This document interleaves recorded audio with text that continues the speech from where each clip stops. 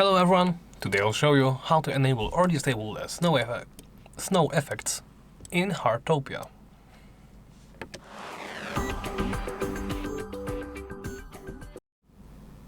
Let's begin by accessing the smartwatch menu. Do so by pressing this button right here, or by pressing the corresponding button listed below. Then simply scroll down and go to Settings. In Settings, make sure you're in the Graphics tab and scroll down. Look to the Advanced Effects.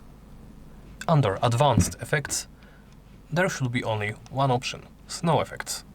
This may impact performance, but it will make the snow effects appear in-game.